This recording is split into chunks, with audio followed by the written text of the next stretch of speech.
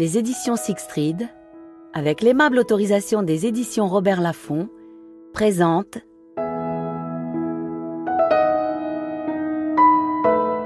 Les palombes ne passeront plus, de Claude Michelet, interprété par Alain Laurence.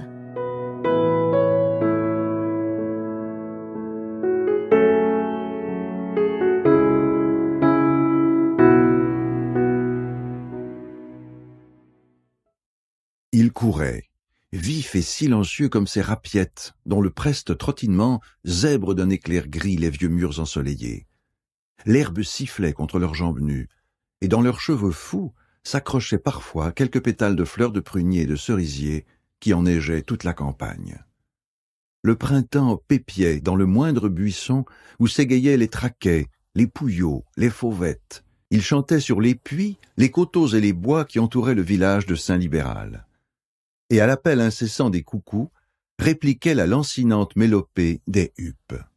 Partout, à perte de vue, palpitaient les auréoles blanches des arbres fruitiers en pleine noce. L'air sentait le pollen, le miel, la verdure et la terre fraîche. Les deux enfants sautèrent prestement le Diamont. Le ruisseau, lui aussi, avait sa figure de printemps, et dans son lit de galets blancs, lavés et relavés par les grosses crues d'hiver, cascadait une eau si pure, si limpide, qu'elle semblait impalpable.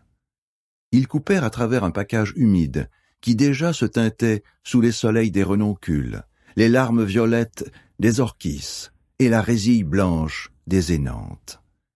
Après s'être coulés à travers une haie de buissons noirs, d'où un merle furieux fusa comme un bolide, ils se tapirent à la lisière d'une prairie. À plat ventre dans le Saint-Foin, cœur battant, ils se haussèrent lentement sur leurs coudes et regardèrent. Les hommes étaient au travail, à 300 mètres. Une grosse équipe qui s'affairait autour d'une haute chèvre métallique. « Tu vas voir, ils vont le lever !» souffla l'aîné. « Je sais !» coupa son frère. Et en effet, là-bas, suspendu au filin que halaient les ouvriers, se dressa un long poteau de béton blanc, droit et fuselé comme un peuplier d'Italie, magnifique.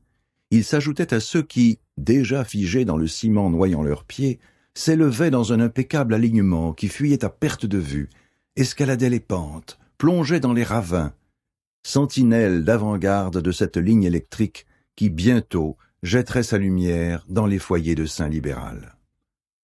Ouvert en octobre 1929, le chantier avait dû être délaissé pendant tout l'hiver.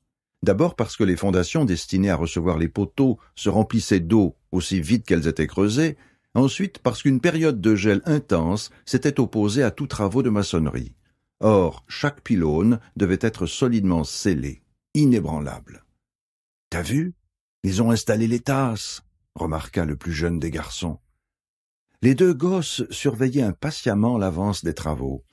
Ils s'arrangeaient pour venir là 2 fois par semaine, le dimanche après-midi et le jeudi, ce qu'était le cas en ce 24 avril 1930. « Elles sont belles !» acquiesça l'aîné, en contemplant les 4 isolateurs de verre qui ornaient le sommet d'un proche poteau. Il avait été dressé depuis 8 jours, là, au milieu de la prairie, à 15 pas d'eux. « Chiche que je les dégomme !» souffla le plus petit. Jacques Vial se retourna vivement et envoya une bourrade à son frère. « T'es pas fou, non ? Dis chiche !»« Non, viens ! D'ailleurs, il faut partir, surveiller les bêtes. » Il les avait laissées là-haut, au Combe-Nègre, à 400 mètres de là. Elle ne devait théoriquement pas sortir du pacage, trop heureuse de se régaler d'herbes tendres, mais sait-on jamais avec des vaches.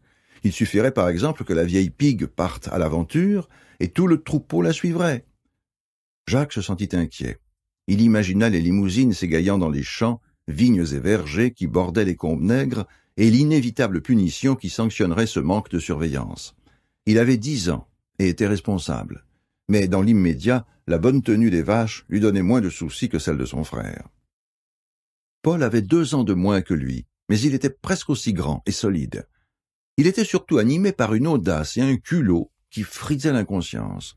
Pour lui, l'existence ne prenait son vrai sens, sa bonne dimension, que dans la mesure où il pouvait l'embellir grâce à tous ces actes que les grandes personnes s'ingénient à interdire, comme, entre autres, d'aller, subrepticement, à la nuit, plonger dans le lavoir municipal pour retirer la bonde et jouir, au matin, des lamentations des ménagères surchargées de linge sale devant l'immense bac vide.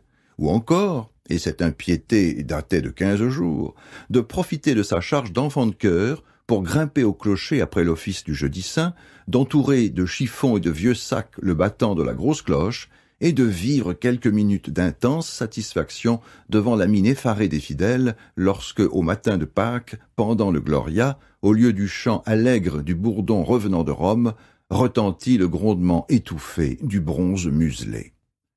Naturellement, toutes ces farces oiseuses attiraient les représailles paternelles, c'était justice. Ce qui l'était moins, c'est que le déferlement des baffes chutait indistinctement, et si Paul conservait et cultivait le monopole des idées et des réalisations pendables, Jacques partageait toujours les raclées qui s'ensuivaient. D'ailleurs, pour être tout à fait franc, il reconnaissait volontiers que si Paul était l'instigateur et l'inventeur des bêtises, il en était lui-même un des artisans. Sans la ficelle qu'il lui avait donnée, jamais les chiffons et le sac n'auraient tenu autour du battant de la grosse cloche. Complice donc, mais à l'inverse de son frère, toujours conscient de l'énormité des actes perpétrés et surtout de leurs inévitables conséquences. Aussi fit-il tout pour dissuader Paul. Peine perdue.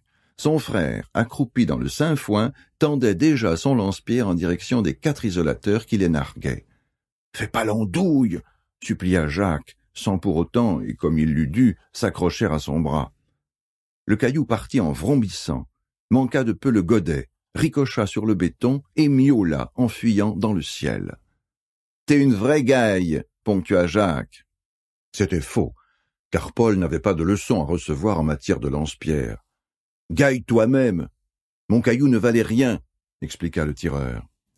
Il chercha dans ses poches et sourit en sentant sous ses doigts un beau galet rond, gros comme un œuf de tourterelle. « Moi, je la fous en l'air du premier coup !» dit Jacques en tripotant le manche de son arme suspendue autour de son cou. Une fois de plus, Paul envia son magnifique lance-pierre. Un engin superbe, avec une fourche de buis d'un galbe parfait, pas une fourche banale en forme de V, mais 2 fines branches bien modelées en un demi-ovale idéal sur lesquelles venaient se fixer les gommes d'un caoutchouc presque blanc, doux à la traction, mais d'une puissance et d'une force incomparables. C'était l'oncle Léon, le parrain de Jacques, qui lui avait donné cette petite merveille avec recommandation expresse de ne pas en faire un mauvais usage. Jacques fouilla à son tour dans ses poches et soudain, dans sa paume, brilla une bille d'acier. « Eh ben, souffla Paul, d'où elle sort ?»« C'est parrain, il m'en a donné une 12. Elles viennent d'un roulement à billes. »« Oh, passe-m'en une, rien qu'une !» dit Jacques en glissant le projectile dans la languette de cuir de son lance-pierre. Il s'accroupit, banda lentement son arme, ferma l'œil gauche. Le claquement sec des élastiques se confondit presque avec le bruit cristallin de l'isolateur qui explosa sous l'impact. Des morceaux de verre jaillirent à plusieurs mètres. Pour un beau coup, c'était un beau coup. « T'as vu ?» dit Jacques en ébauchant un sourire. Mais il était déjà rongé par la panique. « Quelle connerie, pensa-t-il. »« Allez, il faut partir, dit-il fermement. »« Laisse-moi tirer, protesta Paul. Tiens, je vise le 3e. » Et l'isolateur désigné se volatilisa à son tour. « Et j'ai pas de billes, moi. N'empêche, ça pète bien, ces trucs. »« Allez, viens !»